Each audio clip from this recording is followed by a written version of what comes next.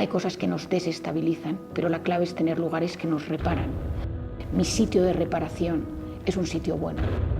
Leo, medito, rezo y eso me ayuda. Que sepan poner límites. Querer ayuda a poder, da más posibilidades a que eso suceda, pero no es querer igual a poder.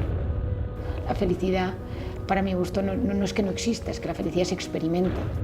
Y eso es la clave, no pensar que es que la felicidad es sentirte happy las 24 horas del día, eso es un gran error, Y no tener miedo a pedir perdón cuando te equivocas. Hola, mi propósito es siempre tener conversaciones memorables, que sean muy especiales para ti, que te inspiren. Admiro tu valentía, tu optimismo, lo poderosa que es tu mente y su curiosidad por seguir empujando tu espíritu para salir de la tristeza, el miedo, la ira, el rencor, para vencer la soledad. Me hace feliz saber que estás aquí para seguir creciendo, porque eres optimista. Deseo brindarte una y mil voces de aliento para todo aquello que te propongas. Repetirte siempre, sigue adelante. Bienvenidos todos, soy Lewis Acuña y estás escuchando Libro al Aire. Libro al Aire. Marian Rojas Estape, es un verdadero placer poder conversar contigo de frente a frente. ¿Cómo estás? Gracias, Lewis. Pues feliz. Colombia es un país maravilloso y los colombianos, gente muy, muy especial. Me encanta tener este rato contigo. ¿En algún momento te imaginaste cuando te sentaste a escribir tu primer libro todo esto? ¿Todo lo que has vivido? Imposible, jamás. Era un libro de apoyo para mis conferencias que empezaba a dar por algunos países del mundo y por España y para mis pacientes. Y sobre todo lo que yo quería era pues, poder ayudar a las personas. Es verdad que el día que le entregué el libro a mi editora le dije, he escrito un libro que los que lo lean le ayudará.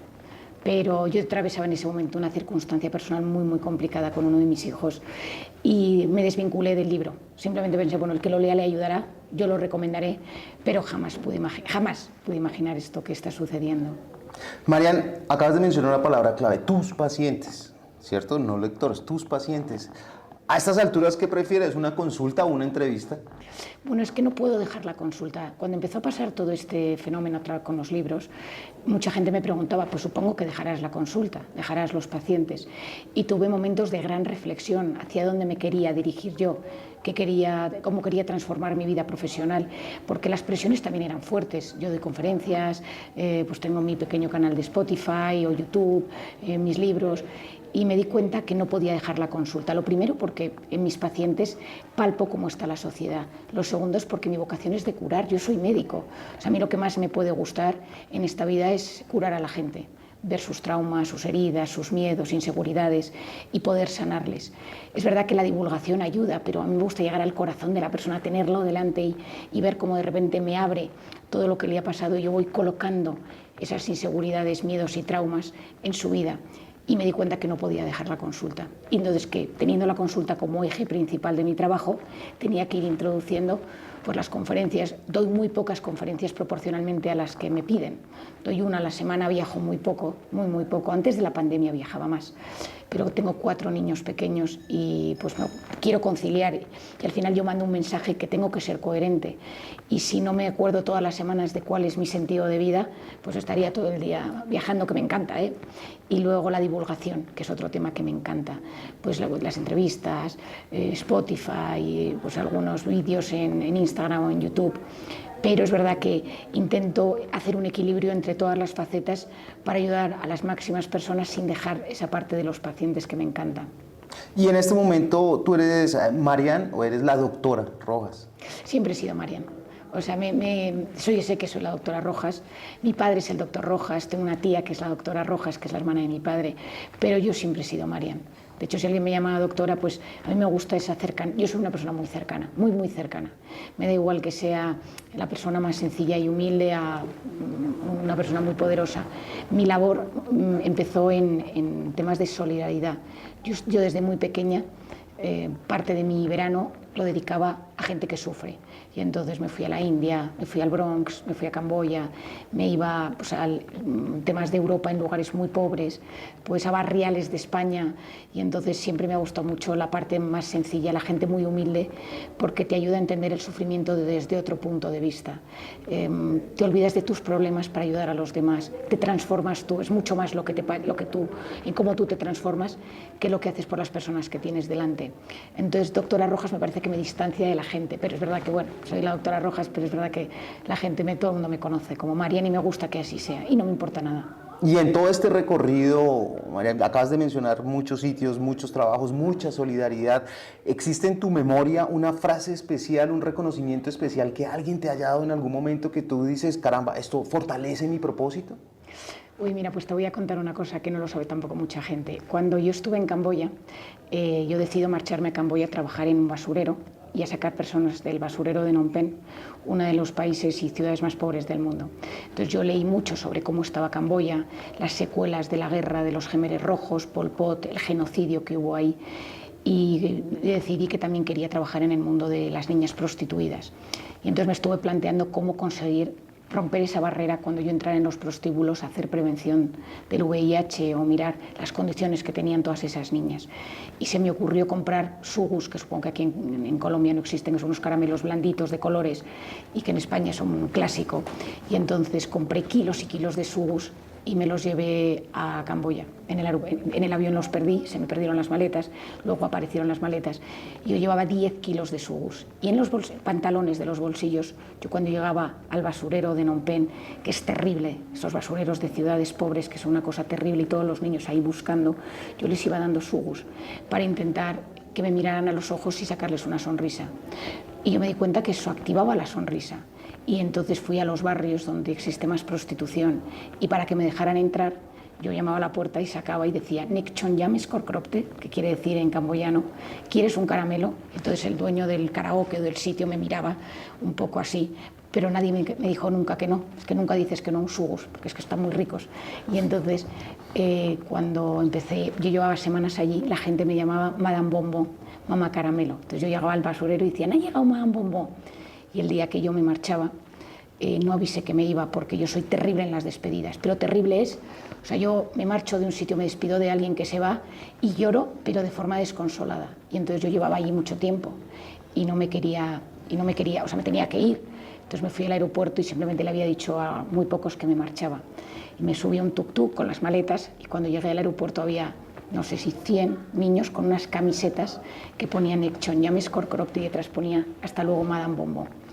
Te lo cuento y casi lloro. Y me llevé un par de camisetas y en el aeropuerto les invité a todos que estaban allí a tomar un helado de despedida, ¿no? Entonces, Madame Bonbon te diría que es, me remueve pensar en esa época que fue dura, porque para mí significó un punto de inflexión en mi vida al darme cuenta que el sufrimiento, el trauma puede ser muy doloroso y cómo ayudar desde la psiquiatría occidental, que es la que yo conocía, y meterme en algo mucho más profundo para sanar heridas mucho más y cómo poder divulgar sobre ello.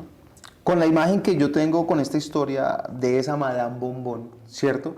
¿Cómo con esa realidad y tantas otras que conoces a través de tu consulta y escribes de los temas que escribes, es porque realmente hay daños, porque realmente hay traumas, porque hay realmente una búsqueda que es incesante y que a todos nos atañe? ¿Cómo se mantiene Madame Bonbon? ¿Cómo se mantiene en esa línea? ¿Cómo no pierde el ánimo? Bueno, porque yo desde siempre he trabajado con mi padre, ¿no? Entonces yo recuerdo a mi padre venía a la consulta y siempre venía con una sonrisa y él decía, yo soy el médico del alma, yo bajo a los sótanos del alma humana y veo que no funciona. Y entonces mi padre es una persona que tiene un sentido de vida muy profundo y toda la vida lo he tenido y él me ha formado profundamente en este tema.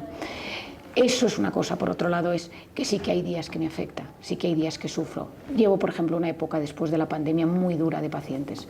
Historias que me llegan, cartas que me llegan, de historias dolorosísimas. Estoy pensando, por ejemplo, hace como 3 meses impartí una sesión en una empresa y al terminar me dieron una carta. Alguien me dijo, toma esta carta, me la han dado para ti.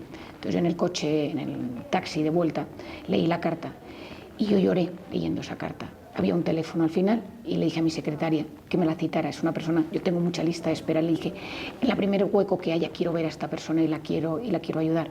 Y mientras la paciente me contaba su historia presencialmente, yo ya la había leído en la carta, yo hacía esfuerzos por no emocionarme y por ser capaz de mantener la distancia, porque hay historias realmente dolorosas. Lo que pasa es que aunque yo en esos momentos me retuerzo y veo cosas muy duras, tengo un lugar muy bueno de reparación. Es decir, yo siempre digo que en esta vida hay cosas que nos desestabilizan, pero la clave es tener lugares que nos reparan. En mi caso, yo soy una persona que tengo una visión de la vida trascendental que me ayuda. Tengo unos padres que me dan mucha estabilidad, física, emocional, de afecto. Tengo un marido, es persona vitamina total, es decir, es la persona adecuada para haberme casado con él. No, nada de todo esto había pasado y tengo 4 niños que son oxitocina pura para mí y yo llego a casa y de repente digo, nos vamos todos a jugar un partido de fútbol, pero porque yo también corro, juego con ellos o de repente hacemos un puzzle. Tengo unas hermanas maravillosas, o sea, mi núcleo, y luego tengo un grupo, yo tengo muchos amigos, pero tengo un grupo muy cercano de amigos que me reparan también. Entonces, mi sitio de reparación es un sitio bueno. Y luego hago deporte, voy a la naturaleza, leo, medito, rezo y eso me ayuda. Pero creo que cuando un médico, un profesional, está muy en contacto con el dolor, sea un oncólogo, sea un enfermero, o sean personas que realmente tienen que estar en contacto con el sufrimiento, yo siempre recomiendo lo mismo, que tengan un lugar donde se reparen y que sepan poner límites. Y habrá veces que digas, es que hasta aquí no puedo, es que en este momento esto me afecta demasiado. A veces me sucede a mí que digo, esto es demasiado duro, tengo que ponerme un límite porque estoy más sensible de lo normal, llevo semanas más duras y entonces también me protejo un poco ante ciertas cosas que me pueden desestabilizar. El tema de la felicidad es un tema muy recurrente, pues naturalmente obedece a todos nosotros, ¿cierto? Y hay muchas personas que están hablando de este tema. ¿Has escuchado un consejo, un mal consejo que hayas escuchado a alguno de tus colegas o las personas que hablen de esto que tú dirías, ese es un mal consejo, eso no debería ser así? O sea, yo lo que creo es que como todo el mundo quiere ser feliz, lo primero que hay que hacer es definir la felicidad y lo segundo es que cada uno tiene su receta y entonces cada cual te cuenta la que a él o a ella le ha funcionado. Y a veces hay que tener cuidado porque algunas de esas recetas no son accesibles a todo el mundo y a veces decimos cosas que a otras personas les pueden herir. Por ejemplo, hay una frase muy clásica que es querer es poder. Si no puedes es porque no quieres y no le estás poniendo suficiente voluntad. Por lo tanto, ese mensaje lo que te genera es culpa, te genera frustración. Querer ayuda a poder, da más posibilidades a que eso suceda, pero no es querer igual a poder. Entonces muchas veces uno da un mensaje demasiado fácil para los grandes temas de la vida que son mucho más complejos. Yo intento a veces, yo explico las cosas y a veces las simplifico con ejemplos porque quiero que la gente se quede con el mensaje y sepa que hay cosas que funcionan. No diría que hay malos mensajes, sino que hay momentos en los que hay cosas que las personas transmiten, que utilizan sus propias experiencias y que esas experiencias no sirven para todos. Yo intento explicar que en esta vida lo primero es tener las necesidades básicas cubiertas, ¿no? Esas necesidades básicas son claves, la comida, tener un trabajo, con qué vivir, es que esto es clave, y a partir de ahí ir montando, ir estructurando mensajes para tener un cierto equilibrio interior. La felicidad, para mi gusto, no es que no exista, es que la felicidad se experimenta en momentos en los que tú te das cuenta que hay un equilibrio. Yo, Marian Rojas, soy feliz, pero tengo muchos temas que me preocupan. Hay días que lloro, pero soy feliz. Hay días que estoy enfadada, pero soy feliz, porque globalmente hay un sentido de vida, hay un equilibrio entre mis deseos y lo que voy logrando. Pero hay cosas malas que me pasan todos los días, hay frustraciones, hay incomprensiones, hay frustraciones, y eso es la clave. No pensar que es que la felicidad es sentirte happy las 24 horas del día, eso es un gran error. Marian, ya para terminar, 2 preguntas muy puntuales. La primera es, ¿cómo afecta todo este tema que nos expones en tu libro en la productividad, pensando en quien dirige una empresa, pensando en quien da empleo, pensando en el que tiene que ejercer un liderazgo? Bueno, yo creo que en las empresas tiene que existir buenos líderes, es decir, grandes errores, un gran error a lo largo de la vida ha sido que grandes directores generales, presidentes o CEOs son personas que no tenían buena gestión humana. Yo creo que no debemos potenciar el acceso a grandes puestos de responsabilidad a personas que no crean en el mundo emocional y en apostar por las personas, por las emociones, por la salud mental. Para mí un buen líder es una persona que tiene un mensaje y sabe lo que quiere, porque eso es clave. No hay nada peor que un líder que no sabe lo que quiere. Lo segundo es que sabe comunicarlo, es decir, que tiene habilidades comunicativas, pues a todo el mundo no puede ser un buen líder. Lo tercero, es optimista al respecto, es decir, tiene un cierto sentido de humor a la hora de transmitir todo esto, porque las empresas pasan por momentos mejores y peores, porque tienes que dar buenas y malas noticias, y todo ello desde la pasión, es decir, desde la capacidad de decir, esto me lo creo, esto me gusta, e intento mantener una cierta coherencia de vida. Nos gustan los líderes que nos inundan con su ejemplo, que de repente lo ves y dices, es que me quiero parecer a él. Yo muchas veces les pregunto a mis pacientes, ¿te gustaría convertirte en tu jefe? Y mucha gente dice que no. Es que mi jefe no se porta bien, mi jefe no es buena persona, mi jefe es egoísta. Entonces creo que en las empresas hay que potenciar que las personas se conviertan en buenos líderes, sin miedo a de repente creer en la empatía, creer en la sensibilidad, en saberte los nombres de todos tus empleados de tu equipo, saber si tienen alguna situación familiar complicada, porque cuando tú conectas de esa manera, algo maravilloso se transforma dentro de la empresa y la empresa siente que uno es importante para la organización y eso no tiene precio. Y una última, en 10 segundos dime una verdad tuya, una verdad de tu vida. Por ejemplo, yo digo, dar siempre gracias, pedir siempre el favor, una verdad para ti. Una verdad para mí te diría, a ver, que son tantas. No tener miedo a demostrar afecto, da igual quién sea, y no tener miedo a pedir perdón cuando te equivocas. Yo pido muchas veces perdón, desde a mis hijos, a mi esposo, a algún paciente cuando de repente no acierto en lo que esperaba de mí, no tener miedo a pedir perdón. Y yo tengo mi verdad de dar las gracias, te reitero. Gracias, Marian, por esta entrevista. Gracias, Ha sido un honor. Leofis. De verdad, gracias por este ratito y espero que ayude a muchas personas. Gracias de corazón. Libro al aire.